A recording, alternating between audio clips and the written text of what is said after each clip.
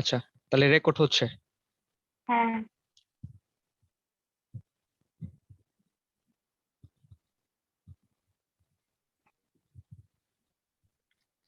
আচ্ছা, রেকর্ড হোক। তো আমরা, হ্যাঁ,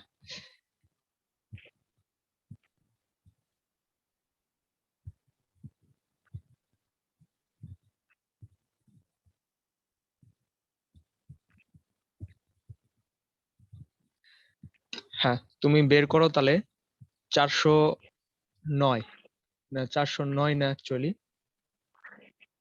তুমি বের করো 407। হ্যাঁ, 407। হ্যাঁ, বের করছো? হ্যাঁ। আচ্ছা, আমাদের আজকে শুরু হচ্ছে পাঠ 14। দেখো, টপিকের নাম হচ্ছে ক্রমবর্ধমান ও ক্রমহ্রাসমান ফাংশন। তো ক্রমবর্ধমান আর ক্রমহ্রাসমান ফাংশনটা বলতে আমরা আসলে কি বুঝবো?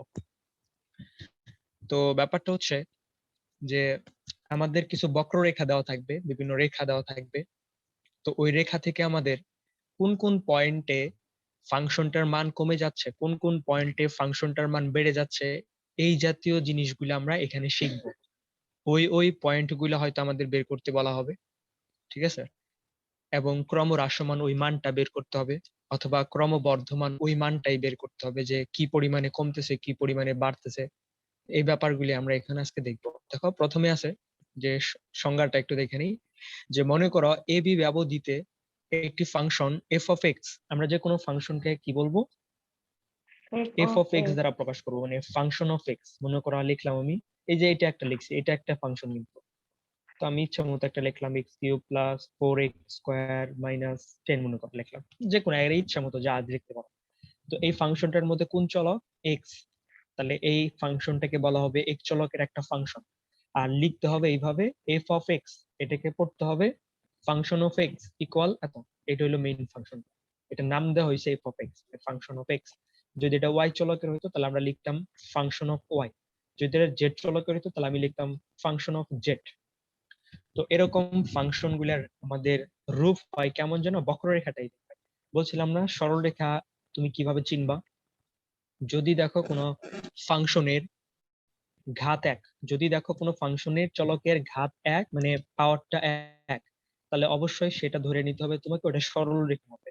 কিন্তু যদি সরলরেখা। কোনো ফাংশনে, কিন্তু যদি তুমি কোনো ফাংশনে দেখো যে পাওয়ার একের বেশি, কোনো চলকের উপরে পাওয়ার একের বেশি, তাহলে সেটা কিন্তু আসলে বিভিন্ন হবে না। ধরনের বক্ররেখা হবে।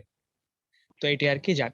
তো আমরা আবার বইয়ের মধ্যে ফেরত আসি। যে মনে করি এ বি ব্যবধিতে একটি ফাংশন এফ অফ এক্স সংজ্ঞায়িত, এবং x1 x2 উক্ত ব্যবধিতে যে কোনো দুটি সংখ্যা। তাহলে উক্ত ব্যবধিতে এই যে এফ অফ এক্স একটি ক্রমবর্ধমান ফাংশন হবে যদি f of x one less than f of x two হয়। আবার আচ্ছা, এগুলা দরকার নাই, একটি ধ্রুবক হবে যদি এত হয়। আচ্ছা, এটা দরকার নেই, আমরা অন্য অন্য পেজে যাই, এগুলা অঙ্ক করলেই বুঝতে পারবো। তারপরে লেখচিত্রের সাহায্যে ক্রমবর্ধমান ও ক্রমহ্রাসমান ফাংশন, এই যে লেখচিত্রটা একটু দেখলে বুঝতে পারবা। তুমি 408-এ একটা পেজ দেখতে পাচ্ছ, এখানে দেখো আমাদের P1 P2 P3 P4 এইভাবে কতগুলো বিন্দু চিহ্নিত করছে। আবার নিচে এটা কিন্তু একটা বক্ররেখা, এই যে ডেউ ডেউ দেখতেছো না, এটা একটা বক্ররেখা। এটাই বিভিন্ন ধরনের বক্ররেখা হইতে পারে, এটা একটা বক্ররেখা দেখাইছে ওরা। এখানে Q1 Q2 Q3 দেখাচ্ছে, তুমি দেখতে পাচ্ছ যে P1 P2 এগুলো হচ্ছে উপরের বিন্দু, আর এই বক্ররেখার নিচের বিন্দুগুলো হচ্ছে Q1 Q2 Q3, নিচের বিন্দুগুলা। তো এখানে আমাদের লাস্টের দুইটা পয়েন্ট নিয়ে আলোচনা করা হয়েছে আর কি। লাস্টের দুইটা, ওটি কি লেখা আছে, Q5 নাকি Q0, লাস্টের দুইটা নিয়ে আলোচনা করা হয়েছে আর কি। M1 M2 M3 M4 M5 M6 এইভাবে লাস্টের দুইটা পয়েন্ট দেখাইছে আর কি। M8 M9। হ্যাঁ, তো এগুলা দেখো, এখানে আমরা এটি দেখতে পাবো যে কোনটা ক্রমহ্রাসমান আর কোনটা ক্রমবর্ধমান, এটি আমরা আসলে দেখব। তারপরে আমরা একটু যদি তাকাই, উম এগুলা এখন না পড়লেও চলবে, কারণ লাগবে না এগুলা, অঙ্ক করলে যখন অঙ্ক করাবো তখন বুঝতে পারবে। তারপরে তুমি যাও 409 পেজে। 409 পেজে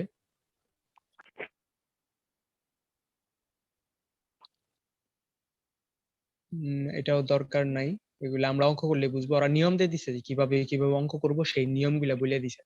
তো নিয়ম তো দরকার নেই, আমরা যখন অঙ্ক করবো তখন তো নিয়ম এমনি নিজেই পারবা, দরকার নেই। তো যাক, আমরা এখন দেখবো চরম বিন্দু। এটা ইম্পর্টেন্ট, চরম বিন্দু এগুলো পরীক্ষায় আসে। চরম বিন্দু মানে ভাববা একদম শীর্ষ বিন্দুটা, যে কোনো একটা ফাংশন হোক না কেন, ওই ফাংশনের যে একদম চূড়ার যে বিন্দুটা, একদম চোরাই বিন্দুটা, যে উপরের যে বিন্দুটা, সেটাকে আসলে মূলত চরম বিন্দু বলা হয়, একটু নর্মাল কথা এটা। তো আমরা একটা ফাংশন যদি দেখি যে y equal to F of x, যে বইয়ের মধ্যে আছে দেখো, y equal to F of x বক্ররেখার x এর মান পরিবর্তনের সাথে dy dx বা a প্রাইম অফ এক্স। যেমন এটা একটা ফাংশন লিখছি না আমি, এই ফাংশনকে তুমি যদি একবার ডিফারেন্সিয়েশন করো, এটাকে মিন করা হবে এইভাবে, a প্রাইম অফ এক্স। ওটা বুঝছো? f প্রাইম অফ এক্স এটা দ্বারা কি মিন করবে? এটা দ্বারা মিন করবে একবার ডিফারেন্সিয়েশন, মানে ব্যাপারটা এরকম, এই যে এটা, এই যে এটা মিন করবে। এফ ডাবল মানে এফ প্রাইম অফ এক্স মানে বোঝাচ্ছে যে এই ফাংশনটাকে একবার ডিফারেন্সিয়েশন করতেছি। তার মানে এফ প্রাইম অফ এক্স সমান হবে, এক্স কিউব কে করলে হবে 3x স্কয়ার প্লাস এটা হবে 4 দুগুণে 8x, এটা হবে এফ প্রাইম অফ এক্স সমান কত হবে তাহলে? এটা যদি এফ অফ এক্স সমান এত হয়, তাহলে এফ প্রাইম অফ এক্স হবে এত। এফ প্রাইম অফ এক্স মানে কি বুঝবো আমরা? একবার ডিফারেন্সিয়েশন। এখন আমি যদি এটা লিখি F double prime of x, তাহলে কি বুঝতে হবে আমাদের? F double prime of x যদি থাকে, এটা বুঝতে হবে দুইবার ডিফারেন্সিয়েশন। যদি তিনটা থাকে তাহলে হচ্ছে তিনবার ডিফারেন্সিয়েশন।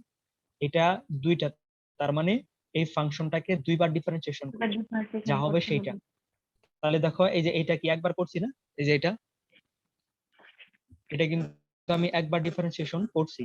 তাহলে এইটা যদি আমি আবার ডিফারেন্সিয়েশন করি তাহলে কত হবে? 6x plus 8। এই যে এটা হচ্ছে, হ্যাঁ এটা হচ্ছে দুইবার ডিফারেন্সিয়েশন, তাই না? এই যে এটা হচ্ছে একবার ডিফারেন্সিয়েশন করার পরে যেটা হয়েছে সেটা, এটাকে প্রকাশ করা হচ্ছে এ প্রাইম অফ এক্স।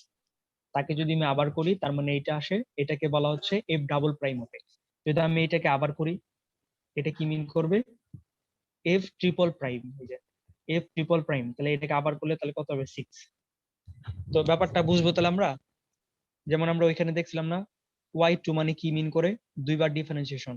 y3 মানে কি মিন করে? তিনবার ডিফারেন্সিয়েশন। y5 মানে কি মিন করে? পাঁচবার ডিফারেন্সিয়েশন। তো এরকম আর কি, ঠিক আছে? তো যাক, তো চরম বিন্দু আমরা তো এগুলো দেখতে পাবো।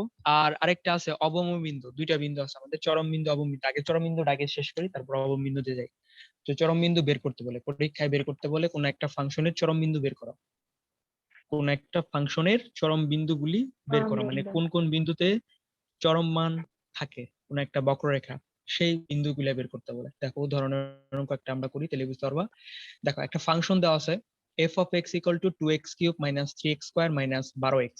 ফাংশনটার চরম বিন্দুগুলি নির্ণয় করো এবং মানগুলিও বের করো। মানে চরম বিন্দুটা বের করতে বলছে, মানে কোন কোন বিন্দুতে চরম বিন্দুটা থাকবে এবং ওই চরম মানটাও বের করতে বলা হয়েছে।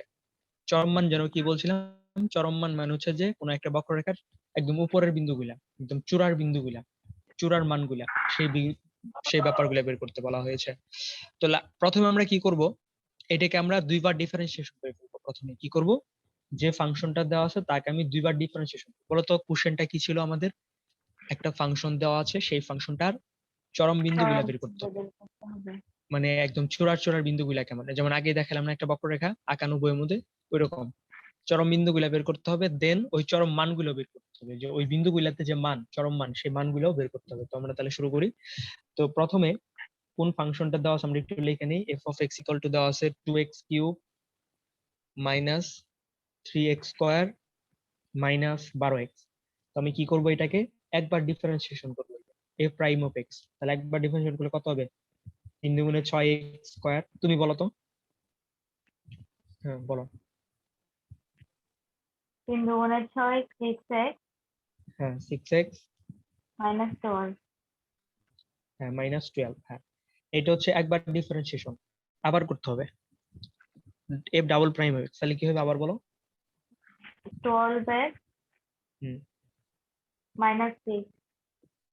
হ্যাঁ শেষ, 12 তো করলে 0 হয়ে যাবে। তো দুইবার করছি।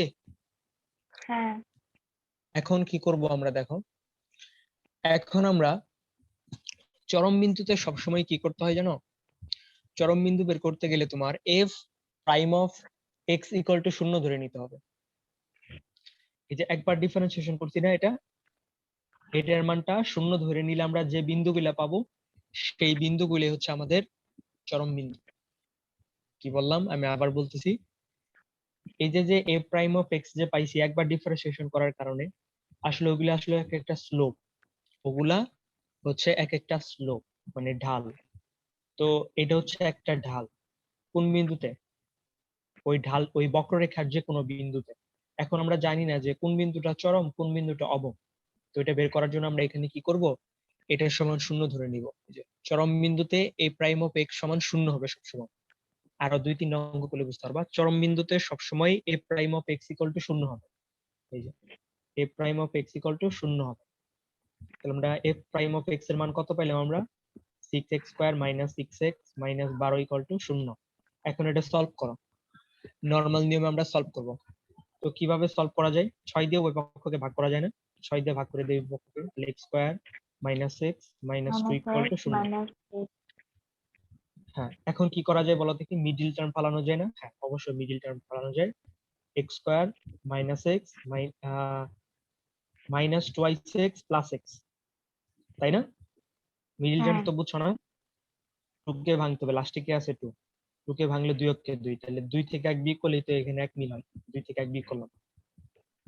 ঠিক আছে, হুম এখন x কমন নয় এখানে, তাহলে থাকে কত x মাইনাস 2, এখানে কত কমন নিবা? প্লাস 1, x মাইনাস 2, তাহলে হলো x মাইনাস 2 আর হইতেছে x প্লাস 1 ইকুয়াল টু 0। তাহলে আমরা কি করতে পারি, এটা সমানও 0 লিখতে পারি, ওইটা সমানও 0 লিখতে পারি। তাহলে এখানে x এর মান কত আসতেছে 2, এখানে x এর মান কত আসতেছে মাইনাস 1। তো এই যে এইটাই হলো আমাদের বিন্দু, এই বিন্দুই হলো চরম বিন্দুগুলা। ঠিক আছে, এখন আমাদের চরম ভ্যালু গুলো বের করতে হচ্ছে, মানে মান, এক্সাক্ট মান বের করতে হচ্ছে। এখন মান বের করার জন্য কি করবা জানো? মান বের করার জন্য তোমার এই ভ্যালু গুলা তোমার ওই যে আমরা দুইবার যে ডিফারেন্সিয়েশন করছি না, সেখানে ভ্যালু গুলা বসাই দিতে হবে। ঠিক আছে, তাহলে আমি পাবো, আগে তো ভ্যালু বের করলাম, তার মানে এই বিন্দুতে হ্যাঁ আমাদের চরম বিন্দু অথবা অবম বিন্দু থাকতে পারে। আমরা তো বেরো দুইটা পাইছি না বিন্দু, x ইকুয়াল টু 2 হ্যাঁ একটা, x ইকুয়াল টু মাইনাস 1 একটা, তো দুইটা পাইছি। তো এখন আমাকে দেখতে হবে যে এই দুইটাতেই কি আসলে চরম বিন্দু আছে, নাকি কোন একটাতে চরম বিন্দু আর একটাতে অবম বিন্দু। অবম মানে হচ্ছে নিচু বিন্দুটা, কোন একটা চরম বিন্দু নাকি কোনটা একটা অবম বিন্দু, এটা আমাদের এখন বের করতে হবে। এই দুইটা বিন্দুর মধ্যে কোনটা আমাদের সঠিক হবে, আমাদের বের করতে বলছে চরম বিন্দু, অবম বিন্দু না। চরম বিন্দু বের করতে বলা হয়েছে, তাহলে আমরা আগে চেক করব যে কোন বিন্দুতে আসলেও অবম বিন্দু আর কোন বিন্দুতে চরম বিন্দু আমরা বের করব। তো এটা চেক করার জন্য কি করবা, এই যে এক্স এর মানটা, এই দুইটা মানই আমরা কোথায় বসাবো এখন? F double prime of x এখানে বসাবো। ওই যে দুইবার যে ডিফারেন্সিয়েশন করলাম সেখানে আমরা এই বিন্দু দুইটা বসাবো। ঠিক আছে, প্রথমে আমরা বসাবো 2, টু তাহলে এই যে এফ ডাবল প্রাইম অফ 2, এই যে এক্স কে হটাই দিয়া মানে এক্স কে তুলে দিয়ে আমরা মাইনাস 2 বসাবো। তাহলে 12 ইন্টু মাইনাস 2 মাইনাস 6, তাহলে কত আসে? মাইনাস 24 আর মাইনাস দুগুণে 6 24 হয় -30। মাইনাস 30 আসে। এখন আমরা আরেকটা মান বসাবো, F double prime of minus 1। আচ্ছা সরি, এখানে ভুল বললাম, এক্স এর মান তো 2 আইছে, মাইনাস 2 না তো 2, প্লাস 2 এটা, সরি প্লাস 2, আর দুগুণে তাহলে 24 মাইনাস 6 18। 18 হবে তাহলে এটা। হ্যাঁ, আচ্ছা তারপরেরটা হচ্ছে -1, তারপরেরটা মাইনাস, তাহলে -1 বসালে কত আসবে তাহলে? তাহলে -12 মাইনাস 6 কত আসে? -18 আসে। দেখছো একটা আসলো 18 প্লাস 18 আর একটা আসলো -18। এখন তোমার দেখতে হবে তাহলে কোন জায়গায় চরম বিন্দু কোন জায়গায় অবম বিন্দু বলতো? 18 কি শূন্যের থেকে বড় নাকি ছোট? 18 বড়। বড়, তাহলে এই যে শূন্যের থেকে বড় লিখলাম। এই -18 কি শূন্যের থেকে বড় নাকি ছোট? ছোট। ছোট, কারণ নেগেটিভ সংখ্যা সবসময় ছোটই হয়।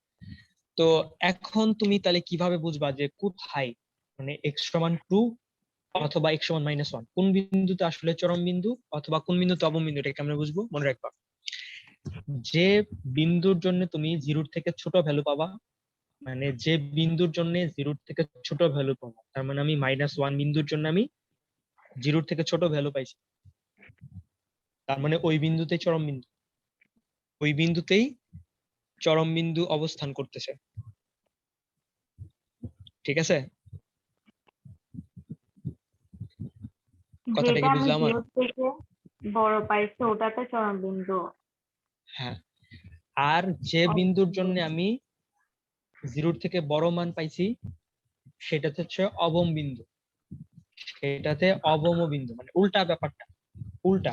তোমার কাছে মনে হইতে পারে যে যে ভ্যালুর জন্য, যে বিন্দুর জন্য আমি যে বিন্দুর জন্য আমি জিরোর থেকে বড় ভ্যালু পাইলাম ওইটাই তো চরম বিন্দু হওয়ার কথা।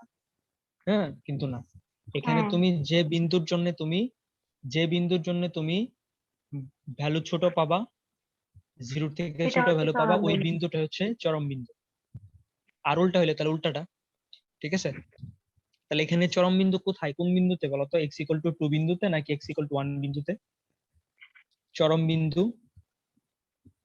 চরম বিন্দু হচ্ছে x=-1 বিন্দুতে। -1 বিন্দুতে। তাহলে আমরা একটা অ্যান্সার শেষ। চরম বিন্দু হচ্ছে x = -1 বিন্দুতে।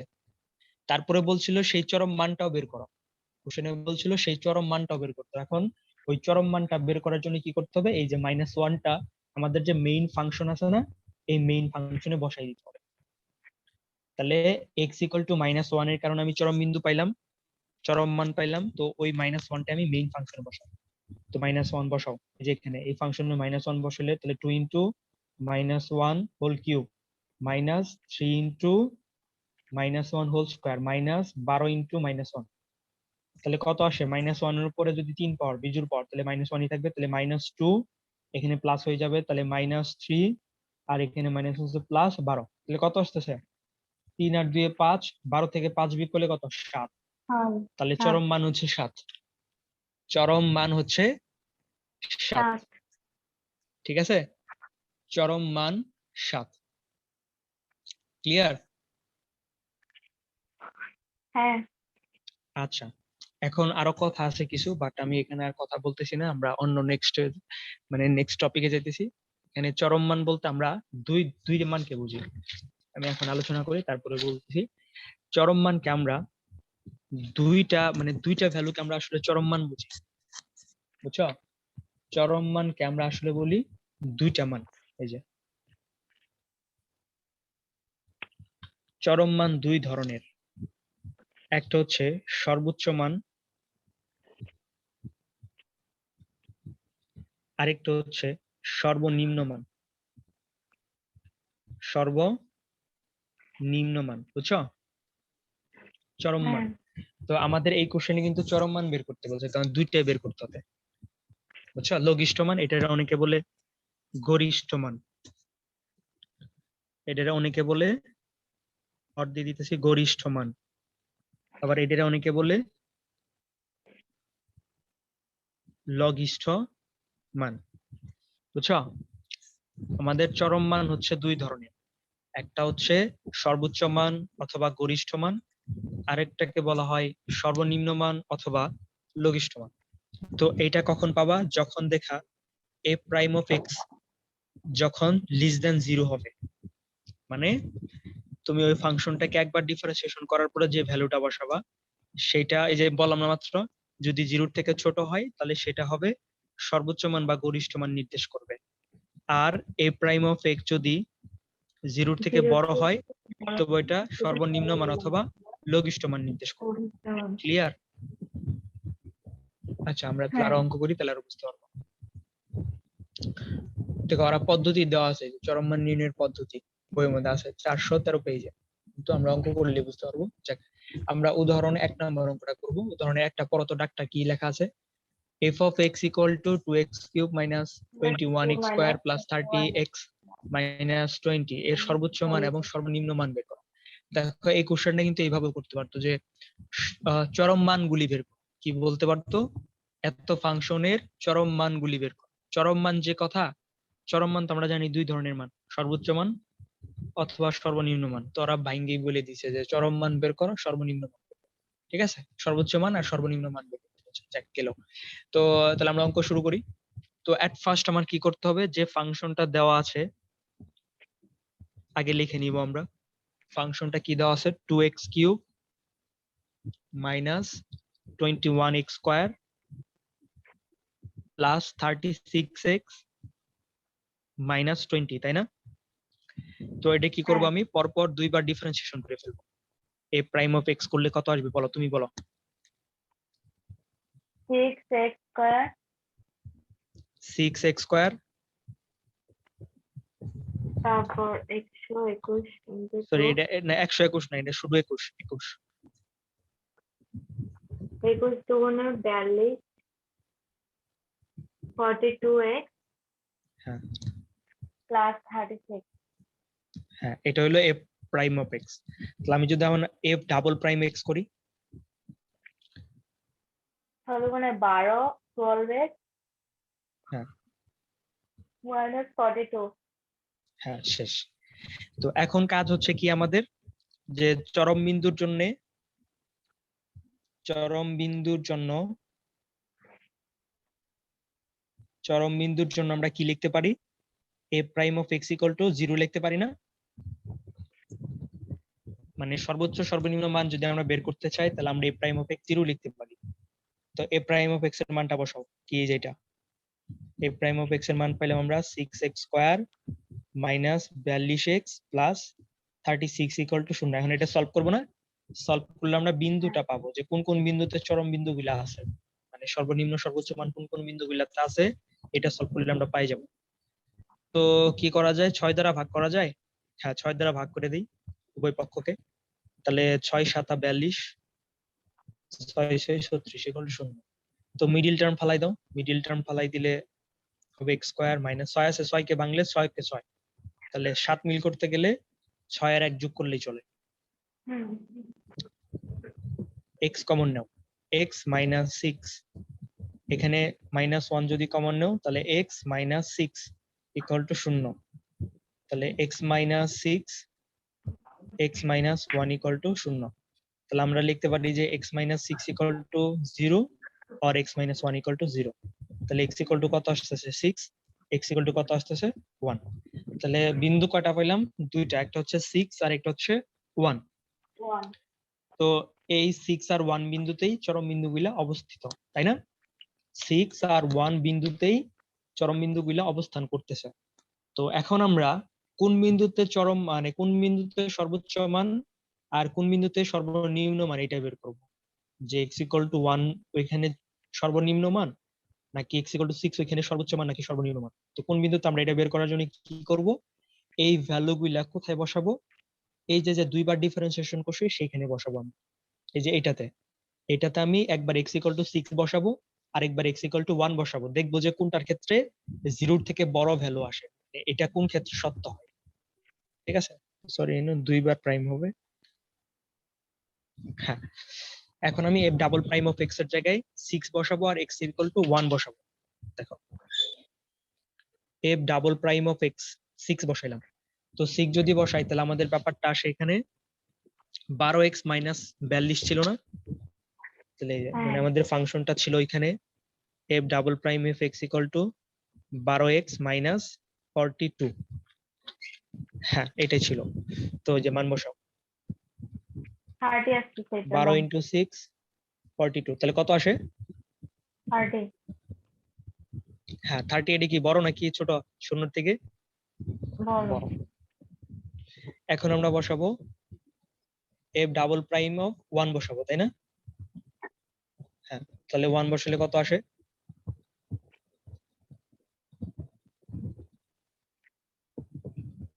বলো? মাইনাস 40 মাইনাস 12 মাইনাস 30 তাহলে দেখছো এটা কি শূন্যর থেকে ছোট না? হুম হ্যাঁ, তাহলে বলো তো x ইকুয়াল টু 6 বিন্দুতে কি, x ইকুয়াল টু 6 বিন্দুতে, তাহলে যে সুতরাং x ইকুয়াল টু 6 বিন্দুতে সর্বনিম্ন মান, তাই না? হ্যাঁ সর্বনিম্ন অথবা লঘিষ্ঠ, যেটা বলো লঘিষ্ঠ মান বিদ্যমান। এবং x ইকুয়াল টু 1 বিন্দুতে সর্বোচ্চ অথবা গরিষ্ঠ মান বিদ্যমান, তাই তো? হুম, ঠিক আছে। এখন তাহলে ওই লঘিষ্ঠ মান আর গরিষ্ঠ মান তাহলে আমি কেমনে বের করব? জাস্ট ওই যে আমি এই 6 x এর মান 6 মেইন ফাংশনে বসাবো। তাহলে এই যে সুতরাং লঘিষ্ঠ মান ইকুয়াল টু, এই যে মান বসাবো। মেইন ফাংশনটা কি ছিল আমাদের? মেইন ফাংশন ছিল 2x কিউব। এখানে একটু লিখি, মেইন ফাংশনটা আমাদের ছিল 2x cube minus 21x square plus 36x minus 20। এটা ছিল না আমাদের মেইন ফাংশন? বসাও, হ্যাঁ 6 বসাও। 6 বসাইলে আমরা কি পাবো? লঘিষ্ঠ মান পাবো। তাহলে এই যে 2 into 6 cube minus 21 into 6 square plus 36 into 6 minus 20। এটা ক্যালকুলেশন করলে কত আসে? এটা ক্যালকুলেশন করলে মাইনাস 128 আসে। মাইনাস 128, এটা হলো লঘিষ্ঠ মান। দেখছো, এটা হলো সর্বনিম্ন মান, মাইনাস 128। এখন গরিষ্ঠ মান কেমনে পাবো বলতো? কার জন্য যেন গরিষ্ঠ মান পাবো আমরা? 1 এর জন্য, তাই না? হ্যাঁ 1 এর জন্য এই যে 0 থেকে ছোট হইছে, তাহলে 1 এর জন্য গরিষ্ঠ মান পাবো। তো গরিষ্ঠ মানটা কত হবে তাহলে? ওই 1টা আমরা কোথায় বসাবো? মেইন ফাংশনে বসাবো। তাহলে 2 into 1 cube minus 21 into 1 square plus 36 into 1 minus 20। এটা ক্যালকুলেশন করলে কত আসে বলো? মাইনাস 3 আসে।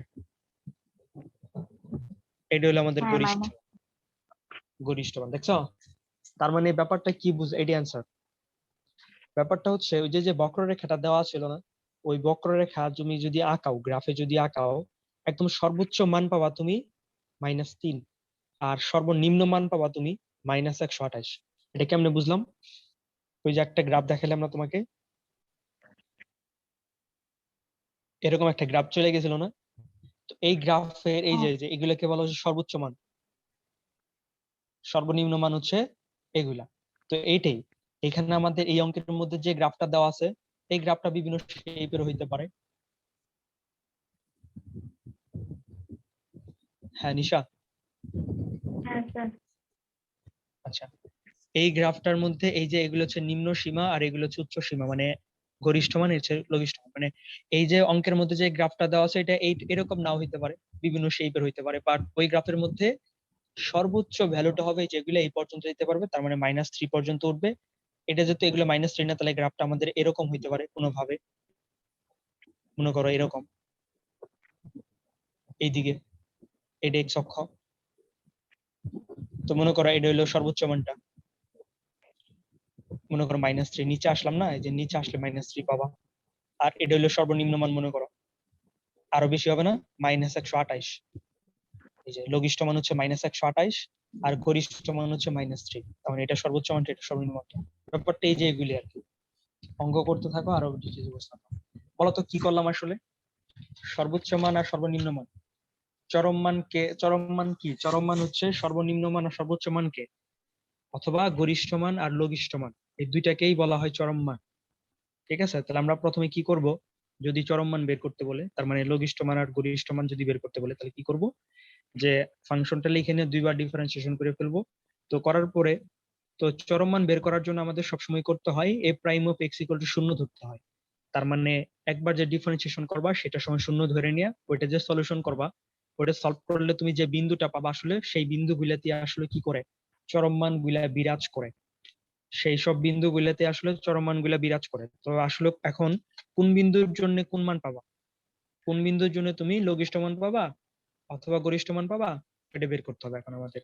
তো এটা বের করার জন্য কি করতে হবে? এই বিন্দুগুলো আমাদের বসাইতে হবে দুইবার যে ডিফারেন্সিয়েশন করছি সেখানে।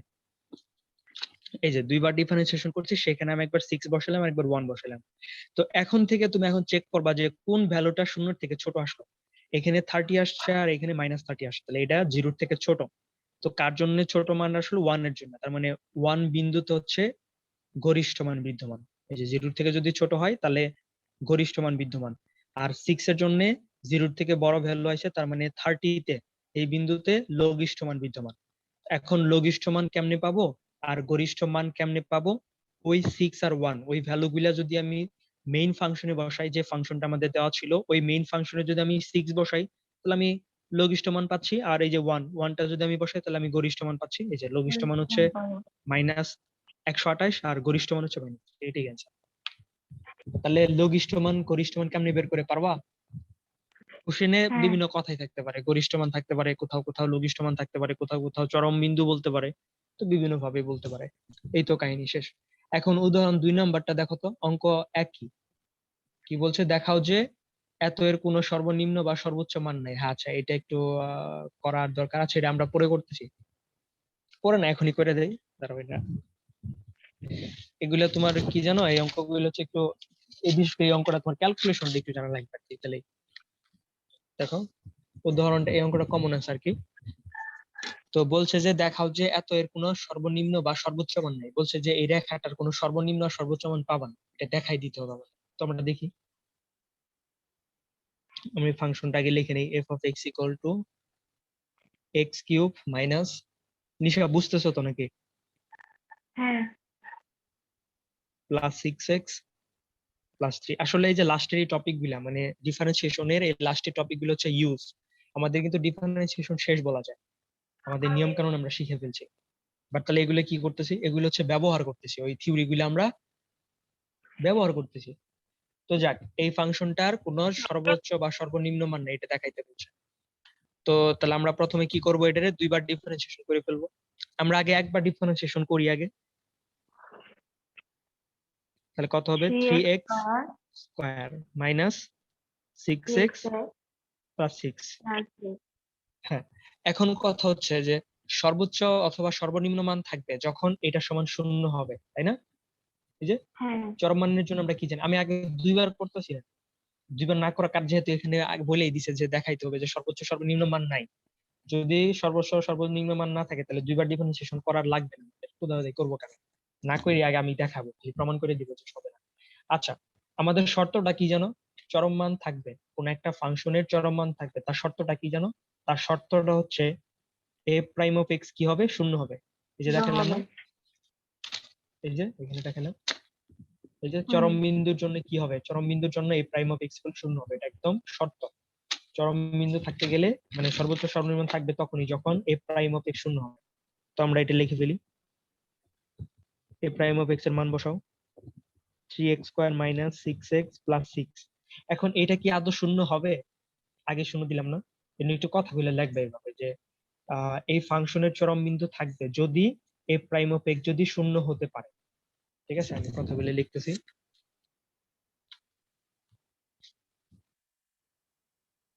এই ফাংশনের চরম বিন্দু থাকবে যদি এ প্রাইম অফ এক্স 0 হতে পারে, 0 হতে পারে। একটা ফাংশন সবসময় যে 0 হইতে পারবে এমন কোনো কথা না।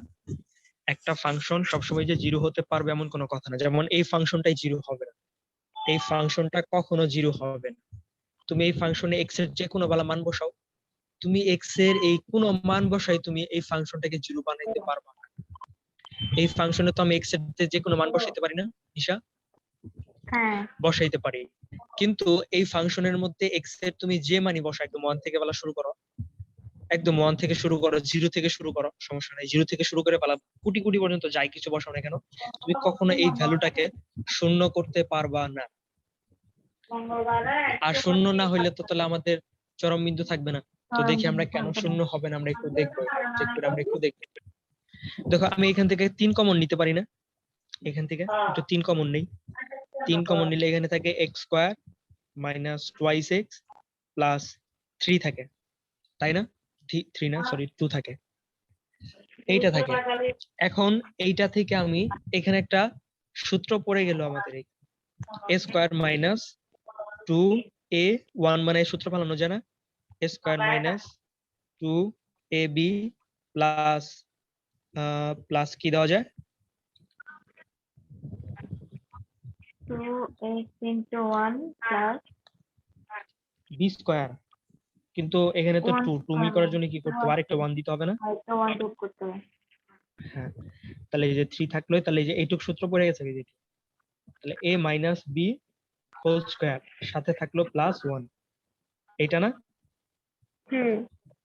আচ্ছা, এই ফাংশনটার ভিতরে দেখো তো, এখানে তুমি x এর যা মান বসাও এটা কি জিরো করতে পারবা? কেননা এখানে তুমি দেখো, আমি এটা একটু পরে করাইতেছিলাম এই কারণেই, দেখো বুঝো কিনা দেখো, ট্রাই করো। x এর তুমি যে ভ্যালুই বসাও না কেন, এই পুরো ভ্যালুটা কি শূন্য হবে কখনো? x এর মান এখানে 3 বসাও তো, 3 বসালে কি হবে, 3 থেকে 1 বিয়োগ করলে কত হবে 2, 2 এর উপর স্কয়ার দাও প্লাস 1 দাও, 3 গুণ করো, এই পুরো ভ্যালু কি শূন্য হবে না? x এর মান -1 বসাও, x এর মান যদি -1 বসাও তা হবে না, x এর মান যদি 1 বসাও, x এর মান 1 বসাইলে তাহলে 1 - 1 0 হয়ে যাবে, 0 হইলে এটা হবে, কিন্তু তারপরে তো 1 থাকতেছে, 1 এর সাথে আবার 3 গুণ হবে, 3 থাকতেছে, তার মানে x এর কোনো মানের জন্যই তুমি এই পুরো মানটাকে শূন্য বানাইতে পারবা না। এটাকে সমান শূন্য লেখা যাবে না, এত নট ইকুয়াল টু শূন্য, এটাই একটু চেক করে দেখাইতে বলছে, বুঝছো? তো এখানে কথাগুলো লিখে দিবা যে a প্রাইম অফ x আমরা দেখতে পাচ্ছি শূন্য হওয়া যাবে না, a prime of x not equal to শূন্য, মানে a প্রাইম অফ x কখনো শূন্য হতে পারে না, কখনো 0 হতে পারে না, হতে পারে না, তাই বলা যায়